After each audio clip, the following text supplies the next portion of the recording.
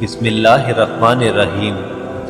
نبی کریم صلی اللہ علیہ وسلم کے والد حضرت عبداللہ رضی اللہ تعالیٰ عنہ کو خدا داد حسن ملا تھا۔ اگتی ہوئی جوانی تھی جو حسن کو دوبالا کر رہی تھی۔ چہرہ کیا تھا، چاند کا ٹکڑا تھا۔ ہر دیکھنے والی آنکھ ان پر فدا تھی اور بہترین عورتیں ان سے شادی کی آرزومند تھیں۔ نظر والا واقعہ ہوا تو گھر گھر اس کا چرچا ہو گیا۔ اس سے ان کی عظمت اور بڑھ گئی اور سب دل و جان سے انہیں چاہنے لگے۔ چنانچہ بہت سی عورتوں نے نکاح کی خواہش کی اور کوشش کی، لیکن یہ شرف سب کو کیسے ملتا کہ وہ ایک ہی کی قسمت میں تھا۔ ان کے بیٹے کی ماں کون ہوگی یہ بھی خدا کے ہاں طے تھا۔ ان کی شادی حضرت آمنہ رضی اللہ تعالیٰ عنہ سے ہوئی، جو قریش کی سب سے معزز خاتون تھیں اور بنی زہرہ کی سردار کی بیٹی تھیں۔ باپ نے بیٹے کی طرف سے نکاح کا پیغام دیا۔ آمنہ رضی اللہ تعالیٰ عنہ کے گھر والوں نے اسے باعث شرف سمجھا اور خوشی خوشی تیار ہو گئے۔ پھر چٹ پٹ شادی ہو گئی۔ دستور تھا کہ دلہا شادی کے بعد 3 دن سسرال میں رہتا ہے۔ عبداللہ بھی 3 دن سسرال میں رہے، پھر گھر چلے آئے، ساتھ میں دلہن بھی آئی۔ اس وقت حضرت عبداللہ کی عمر تقریباً 17 سال تھی۔ شادی کو ابھی کچھ ہی دن ہوئے تھے۔ تاجروں کا ایک کارواں شام جا رہا تھا، اس کے ساتھ حضرت عبداللہ بھی ہو لیے۔ پھر واپسی میں مدینے سے گزرے۔ یہاں ان کے باپ کا ننیال تھا۔ تھکے تو تھے ہی، دم لینے کے لیے ٹھہر گئے۔ اتفاق سے بیمار پڑ گئے۔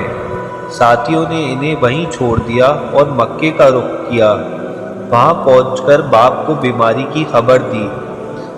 عبد المطلب نے بیماری کا حال سنا تو فوراً بڑے بیٹے حارث کو مدینہ دوڑایا کہ وہاں جا کر بھائی کی تیمارداری کریں اور جب وہ اچھے ہو جائیں تو اپنے ساتھ لے کر آئیں۔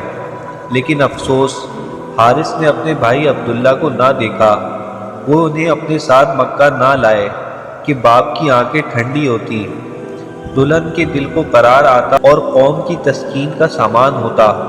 کیا کرتے، قسمت میں ہی نہ تھا۔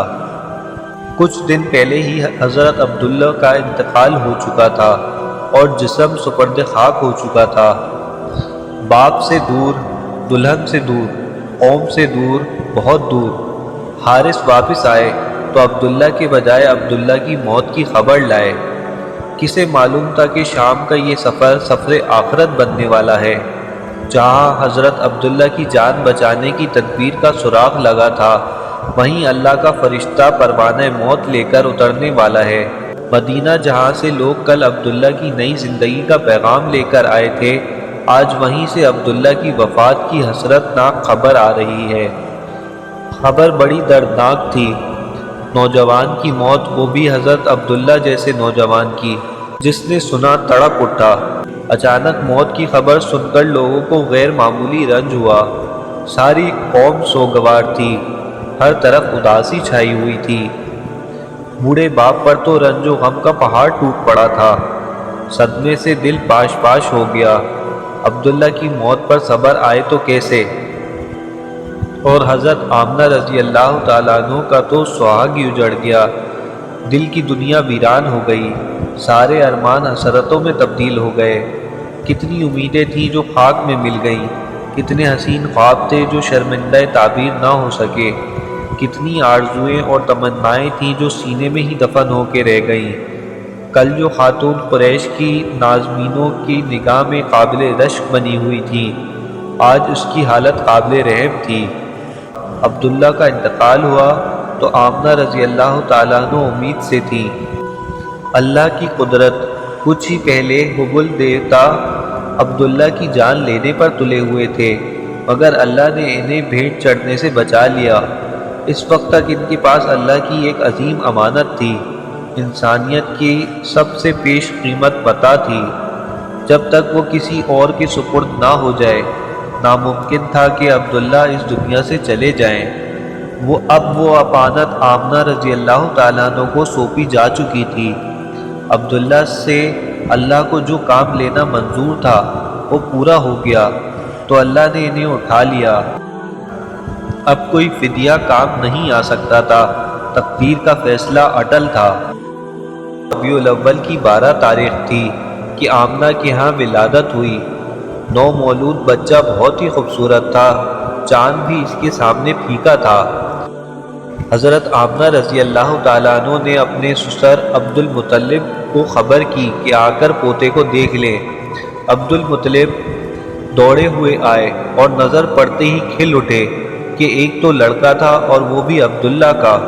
وہ خوشی سے نہال ہو گئے، چنانچہ بچے کو گود میں لیا، سینے سے لگایا، ماتھے پر بوسہ دیا، پھر اسے لیے ہوئے کعبہ پہنچے اور اس کا طواف کیا اور بچے کا نام محمد صلی اللہ علیہ وسلم رکھا۔ محمد کے معنی ہیں ہر لحاظ سے قابل تعریف، وہ جسے سب پسند کریں، سب اچھا کہیں۔ پھر ولادت کے 7ویں دن عبد المطلب نے اونٹ ذبح کرایا اور قریش کی دعوت کی۔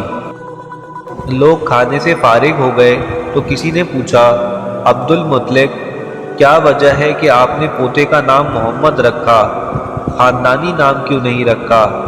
عبد المطلب بولے، میں نے چاہا کہ آسمان پر بھی اس کی تعریف ہو اور زمین پر بھی، خالق کو بھی وہ پیارا ہو اور خلقت کو بھی۔